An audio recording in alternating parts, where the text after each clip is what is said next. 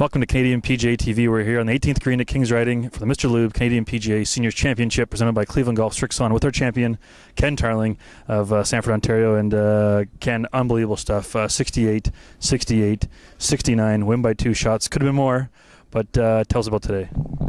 Well, it was a good day. I played really well, hit the ball close to the hole pretty much all the way around. I didn't convert very many putts. I had 5 putts inside 10 feet, or about 10-foot range or less in the front, and didn't convert much. And back 9 was better. I started to make a few. I had that real glitch on 17.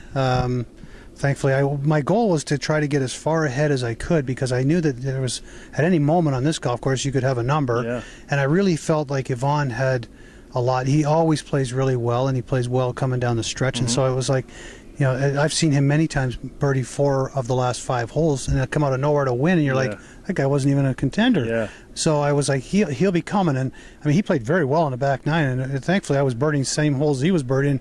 Otherwise, it could have been really tight. So well, tell us what happened there, Ken. For those that don't know, you had a 5-shot lead at one point and get to 17, make a triple bogey. How'd it happen? Well, I had a perfect number to the pin. Yeah. I had 134, slight breeze into me, 9-iron, and I was a bit greedy. The analogy I've used is that when Palmer lost the U.S. Open in '66, he started thinking about this record, and I wasn't thinking of any record other than, I mean, I was hitting it close. I had good numbers, and I was like, well, just hit it close again and go up by 6, and then I hit it fat. And I mean, I could have hit an 8-iron to the back of the green and 2-putted, and I hit it fat. My ball was in the environmental area. I could have played it if it had been a hazard, but environmental area, we couldn't touch it. I couldn't play it.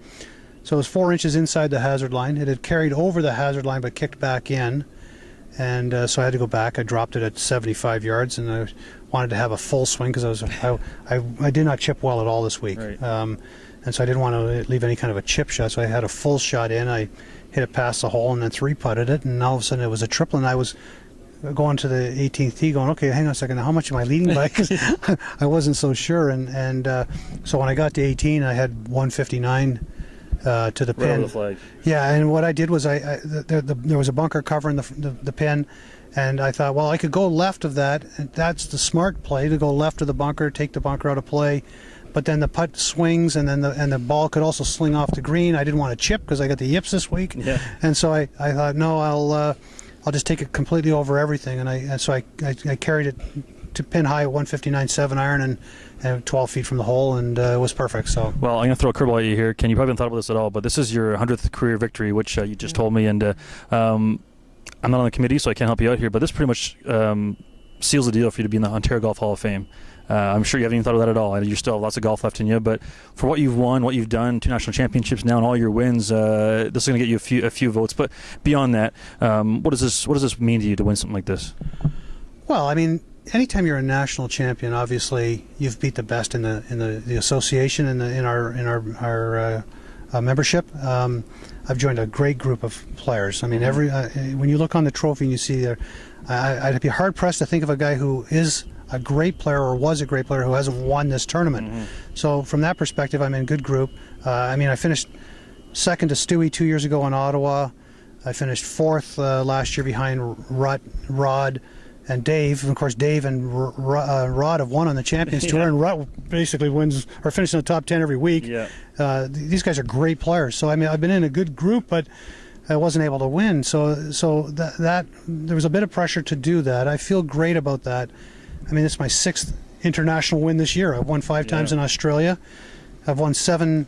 I've won in 7 different countries. So I don't tell that to a lot of people. It's not my style. But the reality is that I've won in 7 different countries over a 30-year career, and not many people would know that because I don't go out and say anything. But that's I'm very proud of it. And yes, this turned out to be my 100th, and amazing. And so I'm really pleased. I mean, I've won in Australia, New Zealand, South Africa, the U.S., of course, Canada, and so it's been a really good deal, and I'm proud. You're a great ambassador for us, Ken. And final question for you. Well, two things. One, speak to Mr. Lube, what they've done for us, but also you see the past champion signs on the way in. You see Mo's. You got 8 on there, so you got 7 more to go to catch them. But what's it going to feel like next when you drive in and see Ken Tarling? Well, that's funny you say that, because every day we come in and out. Whether it be here for the seniors or we were in Calgary for the PGA, and you see all those names, and you're like, I played with that guy, and I he's a great player, but I can play with him too. Yeah, exactly. And so a good friend of mine, Graham Guns, won here. He wasn't here this week, but and you see all these names, and you're thinking, I need to get my name out there. I really do, and so it's going to be a treat to be able to see that. It really, truly is. I mean, I know that maybe sounds a bit arrogant, but I'm, so what? You know what? I worked hard for this, and so I'm pleased with what's transpired. Well, Ken, great job. Like I said before, good ambassador, one of the nicest guys in the PGA, and arguably one of the hottest players in the whole entire country. So way to go, and we'll see you soon. I appreciate it. Thanks, Jeff. Thanks, Ken. Thank you. Good job, pal. Hey, thanks, man. I appreciate it as always. That was good.